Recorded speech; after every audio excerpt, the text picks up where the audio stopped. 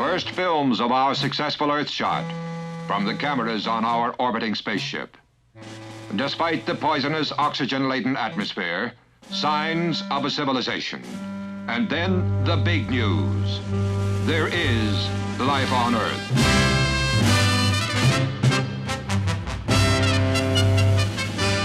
Although no landing was attempted on this trip, it's obvious we've got a lot to learn from the Earthling.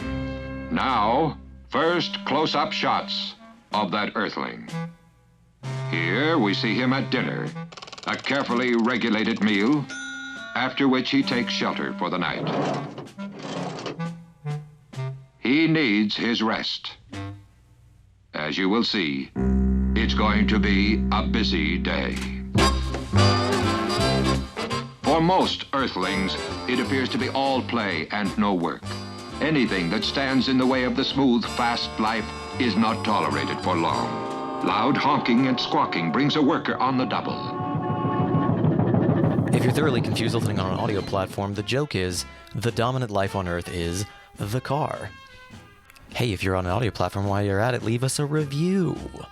Help people know we exist and that we rock. And no matter where or how you partake of our program, if you love what we do and want to support us, subscribe to our Patreon for as little as $5 a month for all kinds of goodies and extras. And if you really, really believe in the message and you want to get involved, reach out. Let's work together. All right, without further ado, VROOM VROOM. The old world is ending. And we have the opportunity to rethink everything. This is a show about the systemic problems in our world. And the real solutions we have today. To transition from an apocalyptic storm of war, scarcity, and ecological collapse. To create an abundantly advanced, collaborative society. That sustains all life. You may think it's an impossible dream. But the alternative is an inevitable nightmare. We're your hosts, Matt Holton, Amanda Smith, and Zachary Marlowe. And together, we can move past this economic absurdity. And come together to actualize our collective potential. To create something completely new. We are Mindless Society.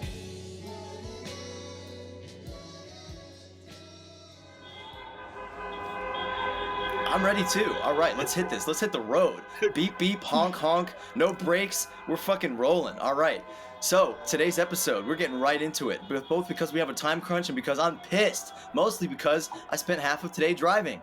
I spent 45 minutes today in a car, manually operating a machine to get only a few miles. And I'm still frustrated. Everyone else around me was frustrated. And, when you complain about these things to people, they just say, oh, stop being so negative. It just is what it is. It's normal, right? It's normal, right? Well, today's episode is going to explode this, I think. We have a very exciting guest, an excellent activist and advocate, an anti-advocate for car culture and NIMBYism in general. And I'm sure we're going to be able to get into those two things and find the intersections and, blow apart this whole infrastructure in our minds and build up something new. So Matthew Lewis is an activist in Berkeley right now. So Matthew, come on, what's wrong with cars? Cars are great, right? Honk, honk, beep, beep. Cars are great. They're really spectacular machines.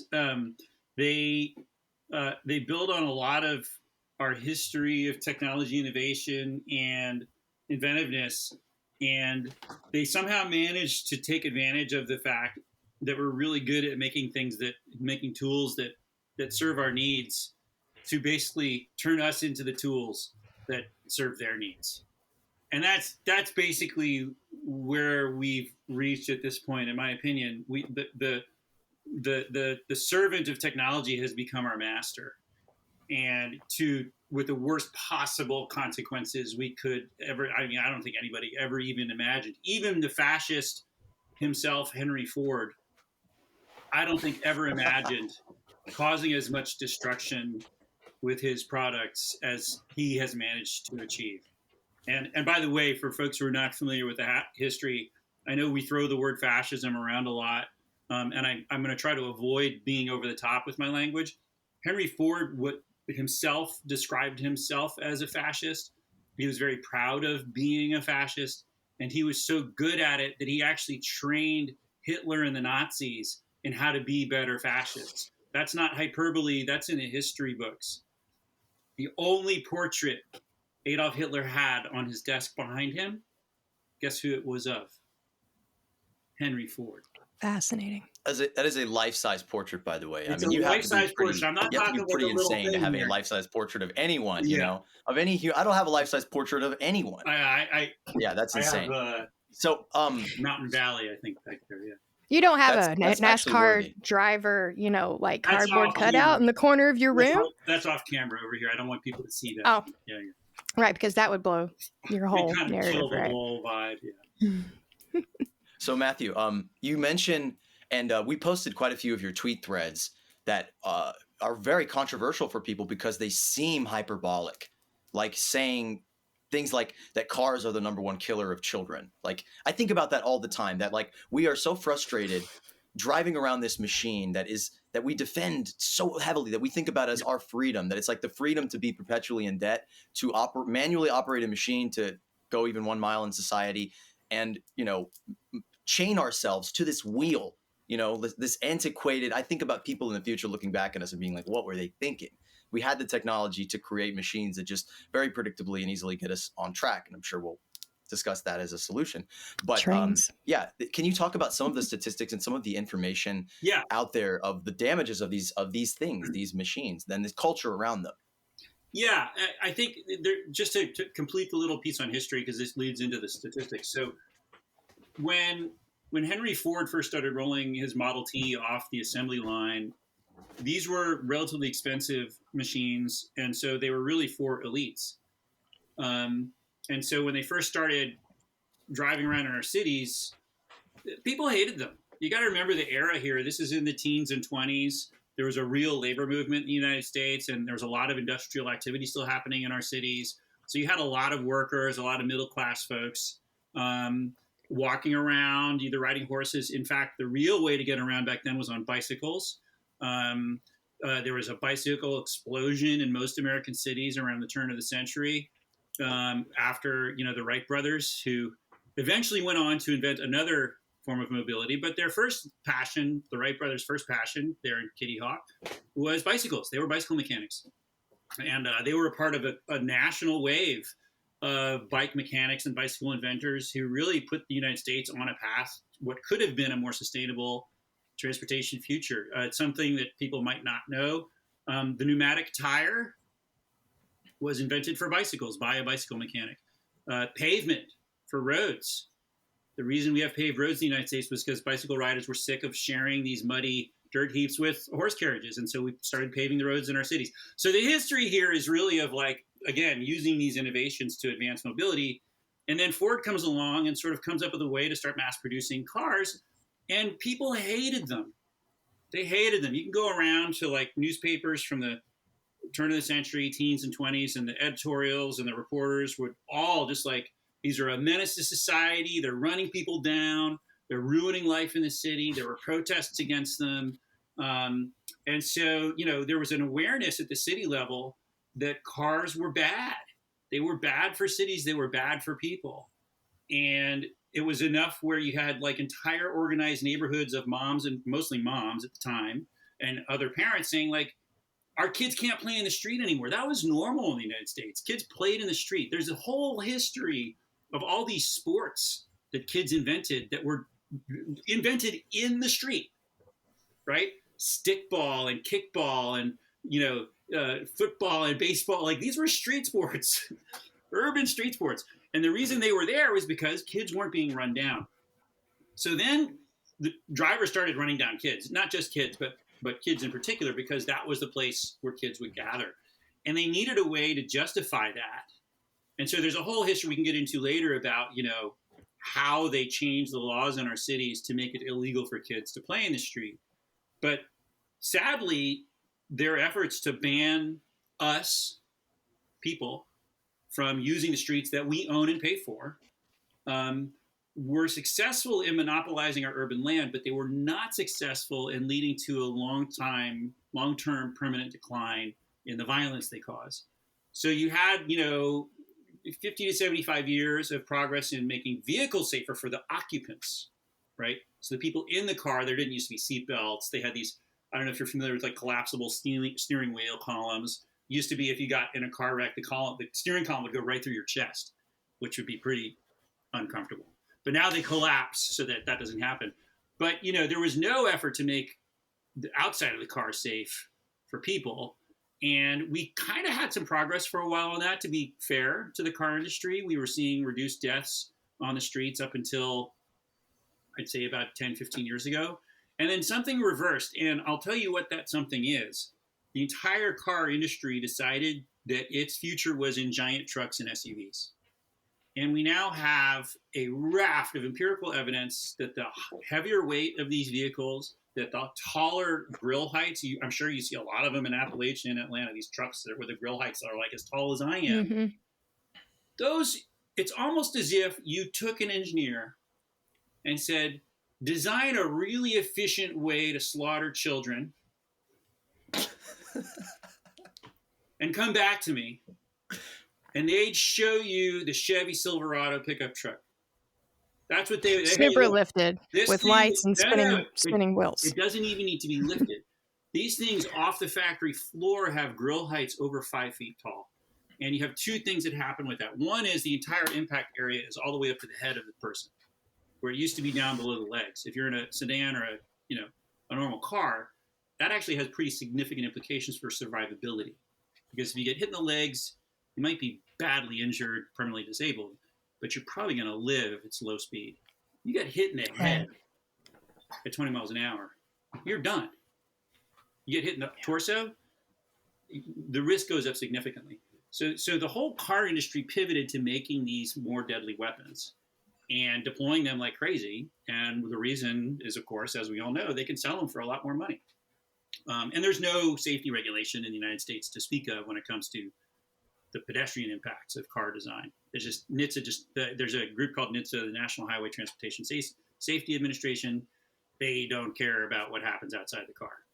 And so we've seen a steady uptick in pedestrian deaths. And I do have to say the fact about cars being the leading killer of children, it's not hyperbolic. It's always been true up until 2 years ago. Sadly, it's fallen to second place behind gun deaths. So, but that's a whole other problem of American culture. That's, it's not that the number has gone down. The number of children dying is still going up, but gun deaths are actually increasing faster. So, yeah. You Here served where by I the nose live, by a different murder machine. Yeah, that's right. Exactly. Here where I live, I can testify to that to some degree. I mean, it's a small number on the scale of all of the carnage. But here where I live, in just the past calendar year, that's not a funny pun, but that is one. Yeah. There's been two individuals, young adults, I think one was 18 and one was maybe around 20, that were struck down by vehicles on the same stretch of road. That just happens to be a highway where those big, super lifted, gasoline chugging trucks like to zoom over the hills. And I know I sound like totally unfair and square right now, but that's only two numbers that I know of. I remember a horrible accident in my hometown where a 5-year-old was obliterated in the back seat of his family car as he and his mother and sibling pulled out of a road that led to their school because they were headed home. And one of those trucks came over the hill and bam. Yeah. And there's still a memorial there for him today. And that kind of thing happens day in and day out. And we're all just like, oh, that's tragic. No, you can't take my trucks from me. That's my whole identity.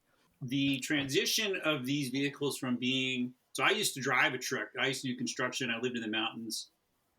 In an area where you actually needed 4-wheel drive to get up certain roads. And, I had this Ford Ranger. It was a 4-cylinder. It had a real bed. You could actually fit a sheet of plywood in it, like a work truck. But this thing, it had 4 cylinders. It was a 2-liter engine. It would get up to maybe 70 miles an hour. It didn't love 70 miles an hour, but it could get up there. But now you have these things where the bed is too small to fit a sheet of plywood. That's the first big alarm bell that goes off for me. Because everybody's like, oh, I need my big truck because I use it for work. I'm like, what kind of work do you do exactly where you need a truck that can't fit a sheet of plywood in? My favorite contradiction is luxury truck. Oh, my God. The leather lined trucks that you don't have an excuse for that. That's not, it's not like a utility.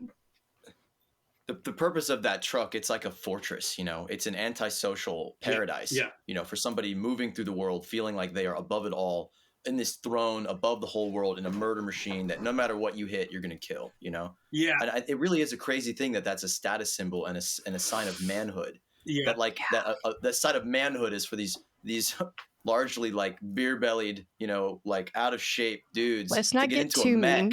to get into a damn robot and you know, roll around the world. It's just un-American, I tell you what. I just want to say that the somebody said this once, and I think it's really powerful, that dying in a car like yourself is the most absurd way to die. And I think how absurd it is it that we are literally every time we get into a vehicle to go to the grocery store, because I have to drive 3 miles to the grocery store. I have to cross 3 very dangerous intersections, you know, just to get food. I mean, and I think about the ways that this infrastructure isn't just this immediate sort of ping, you're dead sort of projectile death. I mean, it is the death of community. It is the death of culture. It is the death of walkability and a sense of integration into society. You know, it's the death of locality. You know, it's like somebody said, who needs speed when you have proximity? Why do you need to go 70 miles an hour when you have a society, a community that's designed around your needs, that you're integrated with, that you can walk down the street, your kids can play in the street, the grocery store is just right there, there's a park, and the car has killed that. There's a whole flip side of that too. It's a very astute observation on your part, but the other side of that is the viability of almost every single sprawl development in the country evaporates if you propose to people that you can only drive 15 miles per hour while you're there or to get there, because that's the speed at which it's safe, you know, kill people on the street. Because now they're like, well, wait a second, I only want to drive 20 minutes at 70 miles an hour, at 80 miles an hour, at 90 miles an hour. It's like, wait a second, you're going through somebody's neighborhood at that speed. That's not like just because you don't live there doesn't mean somebody doesn't live there, right? So in an extreme case here where I live in Berkeley, you know, I live in a part of town that was severely redlined and segregated for many, many, many years. And so we've got these 3 roads that sort of have cordoned off this part of the city, and they're like 6 lanes wide. And people routinely are driving down these streets at 50, 60, 70 miles an hour.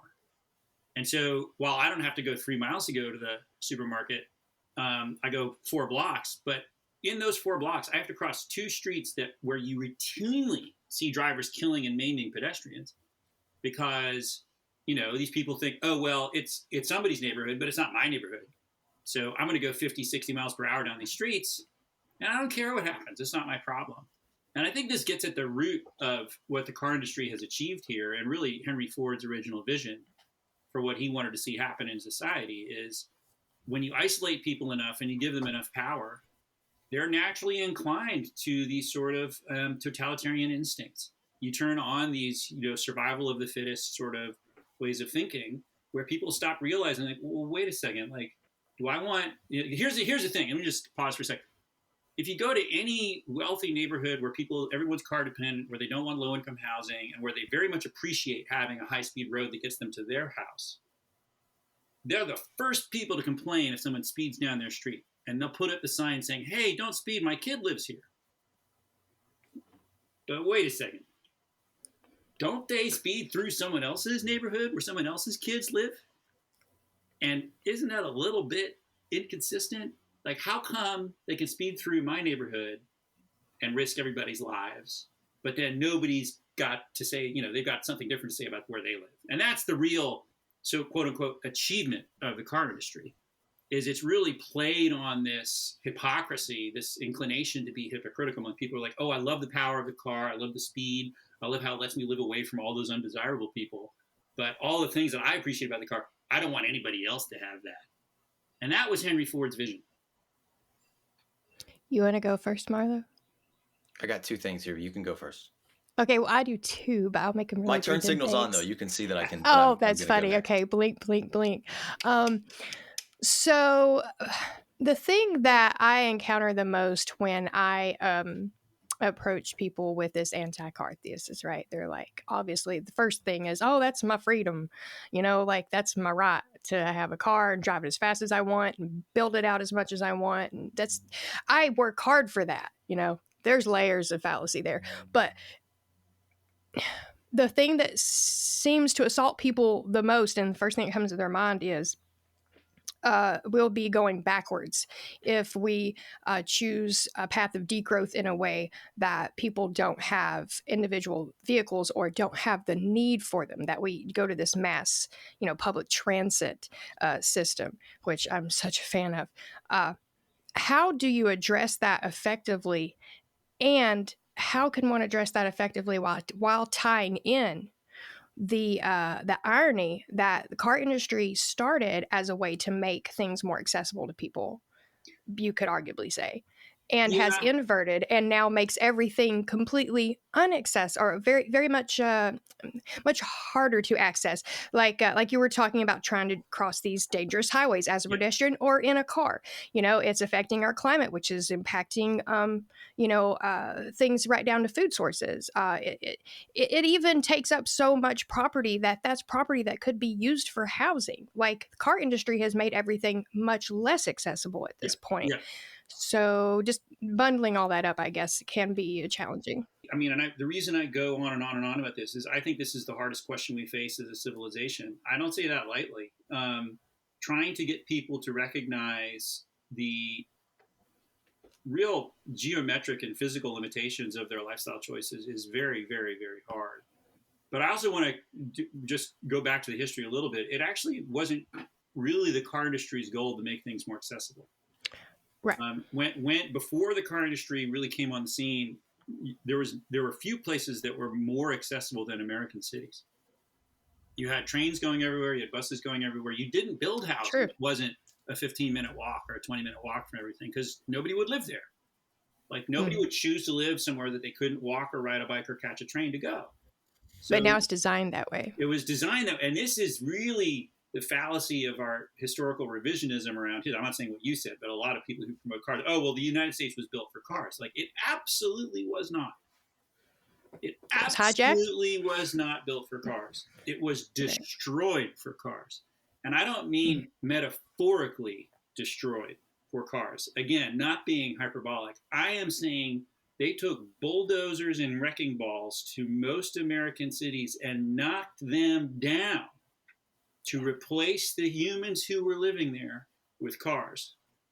And that is our actual history. Now, there's 2 or 3 cities where you could say it's a little bit different because they came up after World War II, right? So Phoenix kind of was built for cars, and it's a catastrophe. Just to give you an example of how bad it is, we talk about there's this very tight correlation between the cost of living and the car mandates. I call them car mandates because people, like, even you guys are talking like, I don't have a choice.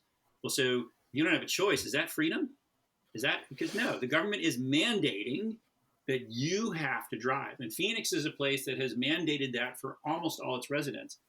That makes Phoenix actually one of the least affordable cities in the country, even though it has very low rent. The reason this is so important is because what the realtors and the car industry people will tell you is, oh, well, San Francisco is so expensive because it's like this liberal left place and blah, blah, blah, blah, blah. And Phoenix is one of those cheap cities. That's why everybody's moving to Phoenix. But then you do the math and you look at it. People in Phoenix spend over 50% of their salary on the combination of transport and housing. And you can't really separate those things, because if you live in a house way out in the middle of nowhere, you still have to go to work unless you're a trust funder. Yep. But if you live out in the middle of nowhere, you probably aren't a trust funder. So you're going to get in that car, you're going to drive every day. Well, you add up the cost of that driving every day, and it turns out you have less money left over than somebody living in San Francisco paying 3 times as much rent as you do. And this is the piece of the car culture that really gets buried under the conversation. Like, nobody wants to talk about this. Everybody's like, oh, well, Houston is more affordable than New York City. It's like, actually, no, it isn't. Because no one in New York has to have a car. And so most of them don't. And guess what? That higher rent, they still save more money per month than someone living in Houston paying lower rent and having to drive everywhere they go. And this is the thing that I find that to be at least one of those conversations where people have little light bulbs go off and like, oh, wait, yeah, I hadn't thought of that. But I think the part about getting people to change their behaviors and accept that it's just a fundamentally non-scalable way of living.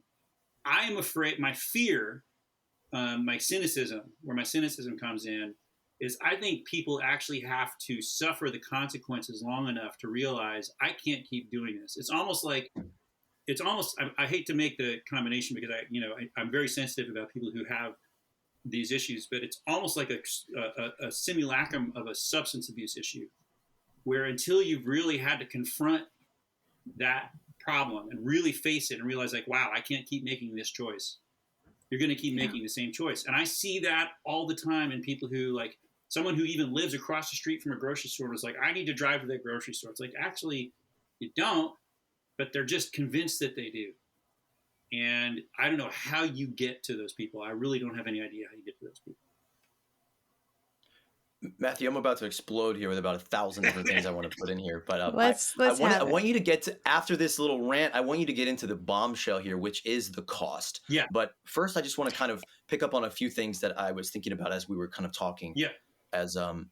As I just the insulation of the machine and the perfection of Henry Ford's fascist sort of super mech fantasy, that it separates you from other people. It separates you from nature. Yeah. You're in this machine. You're moving impossibly fast beyond nature. Nature stops being something. It becomes a blur. The people around you in traffic, they stop being human beings. You yell at them, this fucking asshole. Yeah. You know, they cut you off. You stop thinking about them as a human being. You get road rage. Yeah. And I mean, it really shows us the ways that the technology, that machines, that the structures of our society insulate us from each other, from emotional connection, from seeing other people as human beings. I mean, it is the most perfect reinforcing mechanism of an ideology of individualism, that we are all sitting in our own cars, stuck in traffic. The other day I was driving and I saw, Lamborghini next to me in traffic, car that can go 200 miles an hour, stuck right next to me. It can't go any further. And I mean, what better metaphor for our whole societal design, that we have these incredible powers and machines, but because of this design philosophy that all ultimately circles back to profits for a certain group of people who have designed society so that we are continually really indentured to them, that we pay into them forever. We are dependent upon them to get any of our basic needs.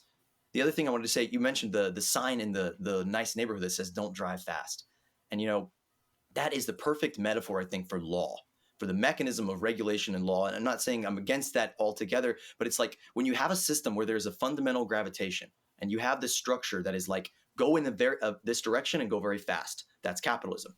We have this system of making laws around it and regulating and saying, don't drive fast. Don't drive fast. Don't be greedy. Be nice. Care about other people. But you're in a machine that, psychologically elicits this behavior and literally mandates it into the structure of our society. So it all just brings us back to the embeddedness that we have with this machine. I worked on this movie a few years ago about an alien coming to this earth. And one of the first observations they notice is that these people are just literally destroying their planet so that they can lay this track, so that they can move around in these little machines. Have you seen that they the are animation completely I pinned to the dependent upon. top of my Twitter thread? Oh no! No, I have to look We'll it up. play that in the we'll play that in the episode for sure. You got to see this. It's brilliant. It's from like 1958. So I want you to I want to try to get into like reimagining and like really like getting off this drug, this substitute for things. But first, I want to read this real quick because I think I'm not sure if you compiled this information or if someone else did, but this is just a calculation. This is a site called Anti-Inflationary US, and it's cost of car infrastructure. And it says, according to a 2019 study by Harvard, the public cost of maintaining the car economy costs $14,000 per person per year. And the private car of ownership is $12,000 per household, about $6,000 per vehicle per year. There are 123 million households in the United States, putting the total public cost of maintaining the car economy at $1.72 trillion per year. 123 million households, $14,000 per year. There are 272 million private cars in the United States, putting the total private cost of car ownership at $1.63 trillion per year. 272 million cars, $6,000 per vehicle per year. Together, the total cost of maintaining the car economy in the United States is $3.5 trillion per year. And that study goes on to include, wars for oil and all of the, maintenance that it costs. That it bankrupts cities. Can you talk about that? And this is really the bombshell. This is the reason I brought you on this show, other than to go beyond it. Yeah, and so this is where this actual set of facts is what really sort of caused me to question my own. So I come from being in leftist activism and politics basically my whole adult life. And I used to be a part of like an experimental currency community in Colorado and like organic farming and all that sort of stuff. So the reason I want to mention that is that as I drilled into this specific question around car culture, I really started to question some of my assumptions about both what was really going on here in terms of, is this capitalism? Is this free markets? Is this really what, and I'm a student of that stuff because I really want to understand it, both to unpack it, but I sort of have this activism philosophy of winning is everything. Like, for me, winning is everything. Like, I really care about ideological debates, and I really care about making sure that I'm being honest.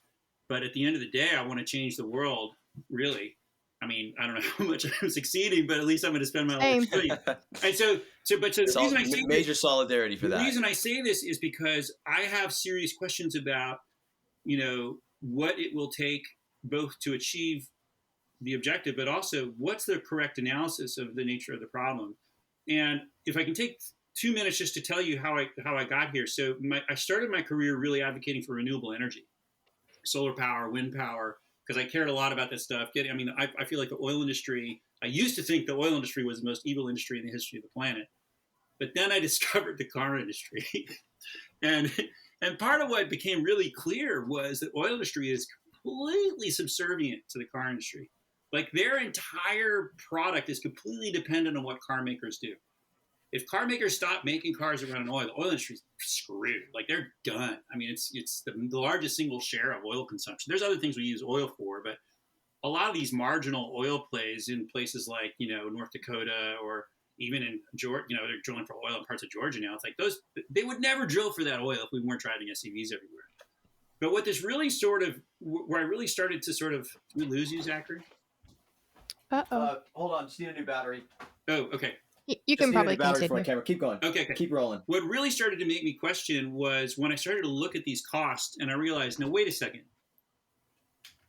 What I understand capitalism is supposed to be about is people competing with products to sell to other people. And the people who are buying the products are going to go for the one that's the lowest cost and provides them with the best value and service. And you don't have to spend more than 3 minutes looking at cars to realize that ain't it. Yeah. So it started so wait a second. So why is this thing? And it quickly became apparent that what we really have here is not actually a free market. It's not actually capitalism. It's not socialism either. It's closer to Henry Ford's vision, where we have a government that is organized around mandating people use these products, not giving them a choice, not freedom, not even capitalism. The profits are concentrated in a single industry, so they're not even that widely spread. And you have a lot of rent seekers who glom onto that. So there's a huge share of the economy that's like, okay, well, the United States is organized around the car industry. So how can I make money off of that in one way or another? And that could be sprawl housing developers. Do you have sprawl without a car industry? No, it's a big zero. There's no sprawl without a car industry, right? And you can sort of add on to that. Are there Walmarts without sprawl? No, there's no Walmart without sprawl. You kind of keep going and you realize, like, wait a second. I don't know what to call this. I don't think I'm comfortable calling it necessarily free market capitalism because I don't feel like I have a choice. And here's the kicker. What we know about the economies of places that free people from car dependence is that they're more healthy. They're more robust. They're more diverse. People's incomes are higher. They have better health care. They have better education. And all those things take money. And so if you're in this rubric of like, what's the optimal outcome? How do I win? What I'm thinking is, I look at that $3.5 trillion that we're wasting on car culture every year, and I'm thinking $3.5 trillion every single year. And by the way, it's more than that, because that doesn't include the full health costs.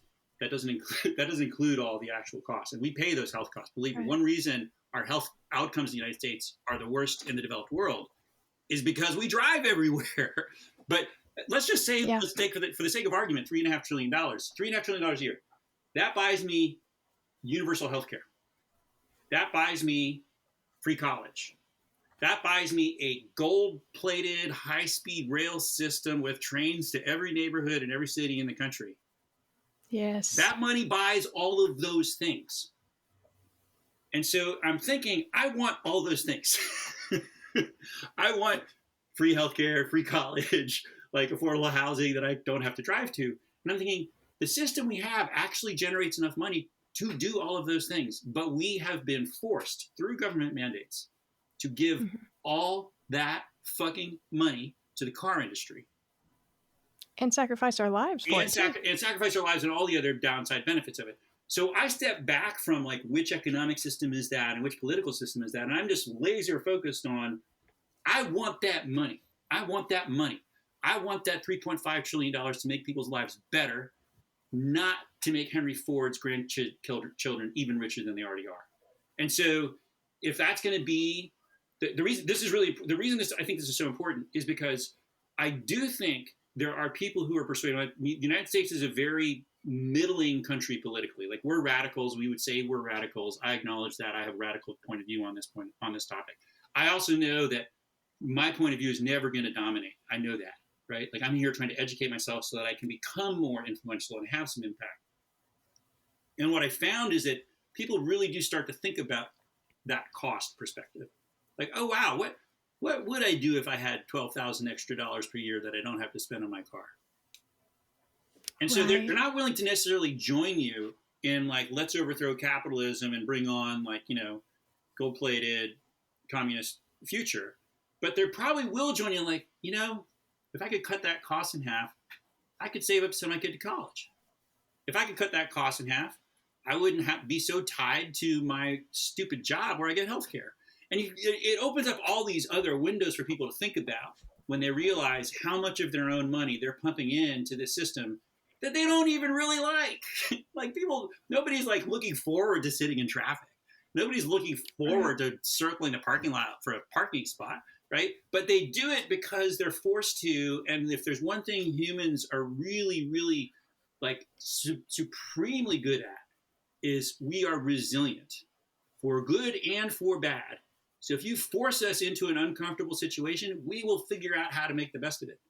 And that's what's happening right now with car culture. People, it's like, I don't think anybody loves it. There's car brain people who are like, no, car's the greatest thing ever. But that's like a tiny share. Like they're the other end of the radicals like us. Like if we're radical anti-car people, there are radical pro-car people, but neither one of us is the majority. Most people are just like, I just need to go to work and drop my kids off at daycare. I don't really care about the damn car, right? So what are the little things you can help them understand, realizing, do you realize how much richer you would be? And this is where there was one piece, I think, in that thread that you mentioned, Zachary, that I think really, this blew my mind, and I found this out about 10 years ago. And this is where capitalism has a potentially good role, at least as a narrative device in explaining. So for people who have 401ks or retirement accounts of any kind, your money goes into the market and then it grows at some rate. If you took the money the typical American spends on their car every year and put it into a standard retirement account for the course of their life when they otherwise would be buying a car, by the age of 50, almost every American would have $1.4 million fucking dollars in the bank. Oh, we can't have that. That would evaporate. We are a nation. The wealth gap. It wouldn't. Yeah, well, it would actually. Everything would get higher. But the thing that I say to people is, we are a nation of millionaires who burn our wealth in the goddamn gas tank. That's a stark reality. When you're talking about the cost of car culture, all the trauma aside, the casualties aside, the climate impacts aside, the money that we could save and spend on more meaningful things aside, the thing that screams out at me is the fact that car culture, and pardon the pun, is a vehicle for racial discrimination used infamously by the incarceration industry. Yep. I mean, just think of where the police would be if there weren't cars to pull over for, no real good reason and arrest people of color and throw them in jail. Like without cars, there probably wouldn't be so much of a chance for people to be charged with petty crimes that impact their lives for the rest of their lives, and things like that. So when you think about doing away with car culture as we know it, I see where you're coming from, where it's like you have some really serious, hefty questions about how could that be achieved? How could we get there, per se, without turning the world upside down for Western civilization? And just really quickly to talk to to speak to how you say us radicals here who are anti-car culture. Myself personally, I was a little suspicious of the anti-car people for a while when I still lived out in the boonies, and I felt like, well, how do I get my groceries home? exactly. You know, before I understood zoning, before I understood some of this history, you know, and I come across the term anti-cagers. And let me tell you, some of them will turn you off to anti-car culture because there are some really extreme ones out there. Yeah. But for the most part, I get it. I'm quickly becoming one of those anti-cagers now that I live in a place where I can walk around the corner and get groceries or go to a thrift store or up to a cafe for entertainment. I don't want to drive 2 cities over to do something, even though I would like to visit that city. I would much rather hop on a train or a trolley. Totally. And listening to my intuition and avoiding that drive, I have to sometimes remind myself I'm not some kind of pansy or square that doesn't want a car, doesn't want to be on the highway or whatever. I'm listening Vroom, to my vroom, inner right? voice that a Beep, lot of beep. people are ignoring. That Well, everybody yeah, is and yeah. like, yeah. No, I want to add some numbers here real quick, Yeah, if go ahead. that's okay. Just Yeah. real quick here. I read once that they did a study on changing people's commute from like a 45-minute commute to a 5-minute commute, and it increased their happiness overall more than anything other than falling in love. So the average American spends 18 Beautiful. days driving per year, which is around 8 hours and 22 minutes per week. That's an entire another working day. Imagine all of you if you had a whole, basically like half a month of vacation a year and an entire other day every single week of stuff that you could do. That's what you are tithing to the car. That is what the beast demands. If something fell into my lap tomorrow, I would be really good at not working. And I say that because I've worked I started working when I was 9 years old. And I've been very lucky in my career to be able to actually do something that I care about and I make a good living and so on and so forth. But I very intentionally chose a pathway that freed me of car dependence quite a long time ago. So 22 years ago, I was like, you know what? Because I was living in the mountains. I was earning $14,000 a year, and my truck broke down one winter, and I realized, like, I'm screwed. I'm really screwed. Like, I don't have the money to fix this thing. I was sleeping on couches. I could barely get home half the week. And so I just had this little light bulb go off in my head, like, yeah, that's the problem right there. Is like, if this had happened and I were living somewhere I could walk everywhere, I wouldn't be freaked out about it. So I'm going to choose to live somewhere where I never have to worry about this again. Beautiful. And I moved to the Bay Area. I mention that because, to your point, Zachary, about how much free time, I actually never drive now, except to go somewhere like to the mountains, or if I have to go over. My sister lives in Oregon, so I go up there a couple times a year to see my sister. But the amount of free time I have would blow people's, like, Matt, how are you so relaxed? Like, how comes it seems like sometimes you're not that busy? And I'm like, because I'm not spending 10, 15 hours a week in the car. I'm spending that time chilling out. And I mean chilling out. I don't mean like trying to be more productive member of society. I'm not like literally chilling. I'm not trying to like make more money on the side. I'm like, no, like it's free time. I have free time. And that's a radical concept. And I think that this is something that I really hope, especially people on the left, could really understand, is we're actually this close. We are really this close to a somewhat ideal scenario where you actually don't have to work as hard or as much, right? Like, isn't this what Marx was really writing about? Like we contribute and reproduce, but you don't have to like become the producer. You're a person first. Like, what about centering our humanity? And cars just remove that entire margin. They take it all right off the top. Not just because you're spending your time in it, but then you're then tithing to it. It's like, it's time and money, and guess what? You get both of those things back to do whatever you want with if you're given the option of a car light or a car-free lifestyle. And I'm looking around like, I have to say, like, I got to be a little bit critical. Some folks on the left, they're like, well, but people need their cars to get to work. I'm like, yeah, that's the problem. Come on, you guys. What kind of leftists Right. are we if the answer to our vision is you've got to come up with $20,000 a year to give to this industrial fascist fucking industry so that you can do the things you love to do? Like, what about just not doing that and taking that 20 grand and doing whatever you like? And here's the thing: we never even owned the cars.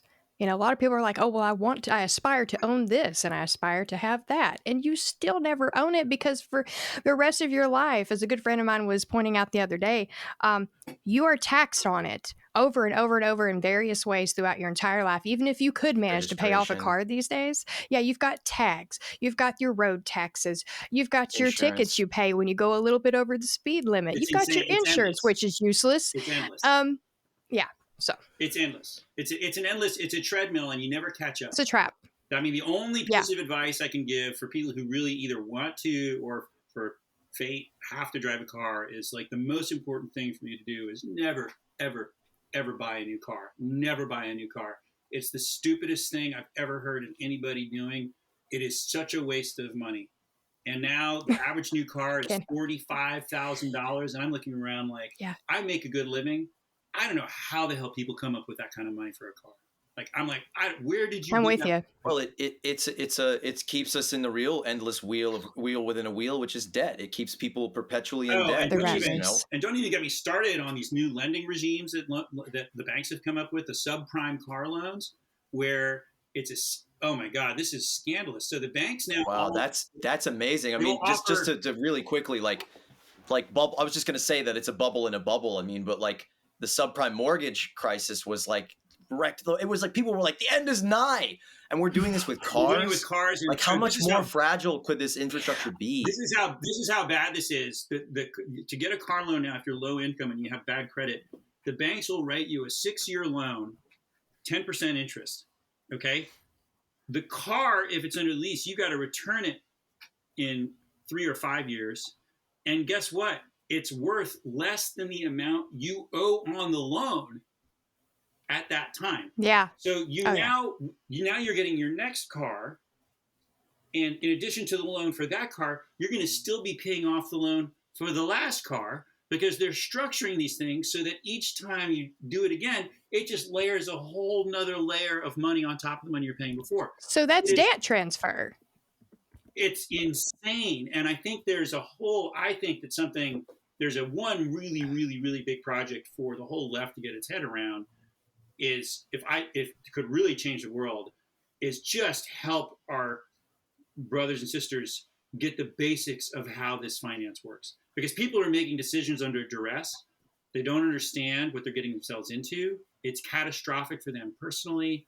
And once you're in, it is almost impossible to get out. You are so screwed if you take a car loan under these terms, and then you're just stuck. And you're like, oh man, what am I Because doing then now? Now I'm working. your I'm not credit's just in working the for the car balance. industry. Now I'm also working for the bank, and that's what makes Yeah. people real bitter about the system. But I'm here saying, like, if we change our land use patterns, if we take some of this 3.5 trillion and make it so that we're collectively investing in transit systems that we can all use for $2 a day. I tell everybody's like, how much do you spend on transportation, Matt? I'm like, $100 a month. $100 a month. $100 a month. That's what I spend. Bus, train, ride my bike, walk. It's $100 a month. And people look at and me some like, of it's us a social spend that activity, much too, in gas a you know? week.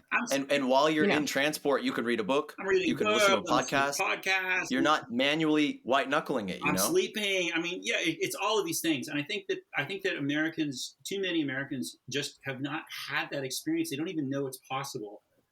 And we've got to really start to change both, their awareness of like how much harm is being caused to them by these financial products, and that are really designed to keep them stuck in their cars. But also, it doesn't have to be that way. There was a time in our country's past, not that long ago, when it wasn't that way. And I think that the project of the rest of the century is getting us back to that. Now, I don't mean like anti-growth or like anti-technology. I actually think there's a lot of spectacular things we're going to achieve with things like renewable energy technologies, like all of these other sustainability efforts that are going on. But the crux of all of this is around giving people their money back for mobility and letting them live in places where they feel more part of a community, where they can walk to the things they need. Where like imagine, like when I was a kid, kids used to run rampant through the neighborhood. That doesn't happen anymore. Imagine letting your kids run outside and not worrying about them getting run over. Like that's Or a your really pets. strong selling point, I think, for a lot of people. Is like your kids could go Yeah. play ball in the street again if we took care of this problem. If you said that to most people today, they'd be like, "You're crazy. I'm not going to let my kid play in the street." That's the right answer for now, but it wasn't always that way. Right. Right. I had a dystopian moment. I'll just say this really quickly so we can get to solutions, Marlo. I had a dystopian moment recently, as we all increasingly are these days. And I don't know if you all are aware of it. I was, and I guess because where I try to be so non-secular and not pay attention to some of the things around me so I can stay positive. I was driving down the road and I drove by this huge gas station. It's not quite a Buc-ee's, but it's a really big one, right? And it just happened to catch my eye, these words that were scrolling across the price of gas, a gallon. And they now have an easy pay option for your gas stop. You know how you can easy pay for your dinner, your pizza delivery or whatever? You can break it down into payments. Like that wasn't dystopian enough. Now you can break down your gallon of gas into payments. You can break down your fill up into payments. It is just ridiculous and absolutely hilarious the lengths to which this empire, this establishment is going to cling to it, the only way it knows how to operate, and that is to squeeze us all dry of whatever they can get from us. And I don't know, I just found it hilarious and very dystopian. The one thing I want to say about that is it's true for the banks that write car loans and for the car industry, but where that starts to, where I think there's again an opportunity for coalition building is with the other businesses. Because one thing that happens in cities and towns that start to remove cars from their business districts, business booms. And the retailers in those areas make more money. The restaurants make more money. Why? Because people have more money to spend. People have more money. And I think this is a really critical piece for our movement to recognize, is that there's a lot of losers in car culture and only a couple winners. And if you start to pull that money back, a lot more people get to win. And so because politics being what it is, you need a big coalition to achieve change. I think we have to make sure that we're thinking about not just that there's a part of the system that is a vampire sucking our blood, but there's another part that are our neighbors, our friends who own businesses at the local level, our friends who make crafts and sell them at flea markets and fairs. Like, they are the beneficiaries just as much as we are if we start to claw back this wealth from being stolen from us by the car industry. Because then it's like, well, like I talk about, I chill out a lot. I do. A lot of my chilling out, I ride a bicycle. And my bike mechanic is the beneficiary of that, right? Like I say, I'm spending $100 a month on transport. Probably like $300-400 of that a year goes to him. And that's a direct community impact versus going to a corporation. Right. It's really the key to having sustainable local economies is this particular question. We've got to get cars out of being the center of our local economies. It's a critical task. So I think this is going to be kind of a shorter episode here, but I think it's like in the spirit of like looking at this as an addiction, you know, it's like the first step is recognizing you have a problem. I was really interested and excited to get you on the show. One, because, you know, come on, you just fucking nailed it. You blew this problem apart, you know, as good as you possibly could. But I think it's really because I'm excited by the prospect of what a visionary ramification, with the visionary ramifications of this single move are enormous. And they just really invite, and I want to end this episode, we're not going to get into the whole solution of how do we design this sort of city, how do we restructure our society, what could we do, you know, with public transportation and things like that. That's a whole other conversation that, you know, I'd love for you to come on the show again and participate in.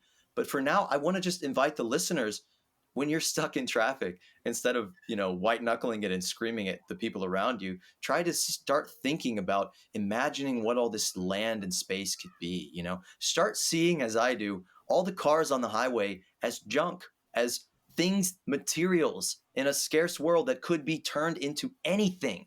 I was thinking about this the other day, that there was a one-time pulse of carbon, of fossil energy that humanity discovered, that we are about at the end of. And what did we use that energy, that amazing thing that allowed us to perform? Every barrel of oil is just many, many times the amount of work that we could do, that even a whole group of people can do. One barrel of oil can do. I mean, this is an amazing substance for all the damage that it has done. It gave us an opportunity, literally a one-time opportunity, for us to restructure our entire civilization, to turn it into whatever we want. And you think about all the metal, all the plastic, all the material that goes into these giant hulking machines. We could have made anything. And what did we do with that? We are burning that shit to power the most inefficient kind of engine imaginable, so we can sit in a Buc-ee's parking lot and stuff French fries in our face. Yeah, that is crazy. And catch the ocean That is on so fire. crazy. Nothing that was the against the craziest point Buc-ee's for me. French fries.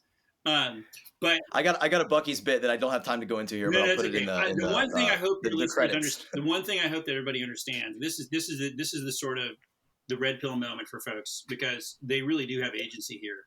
Every time you go out on the street, every time you see a parking lot, remind yourself that's yours.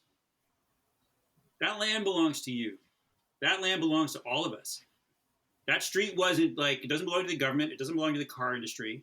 It belongs to all of us collectively. And what that means is that if enough of us raise our voices about that ownership, we can actually force our cities. And that's what a lot of us are doing.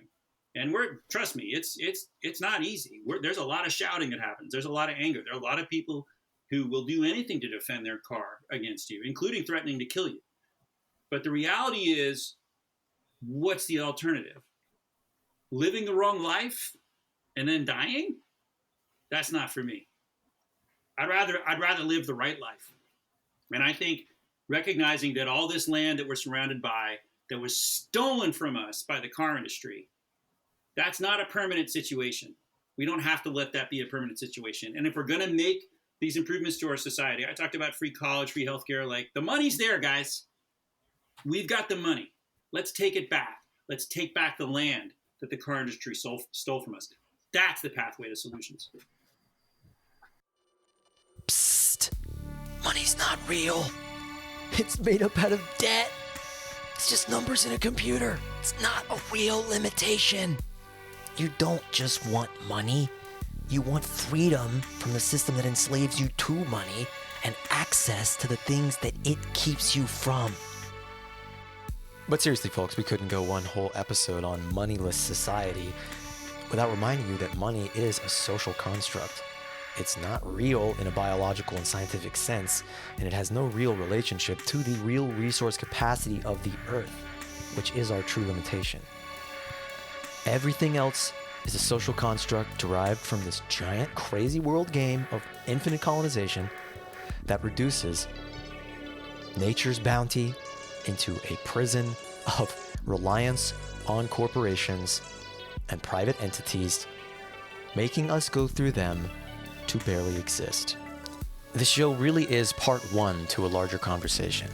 We really only discussed the problem, and it's such a big problem we didn't even get into the truly systemic nature of why car culture is the way that it is, why these corporations have such power over us, why things don't change, why the world is the way that it is, which ultimately is a system problem.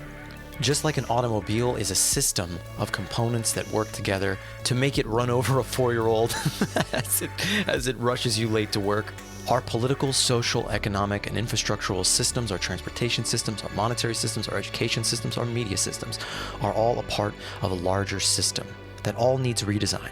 That's the solution, that we can't just change pieces, we have to change the whole.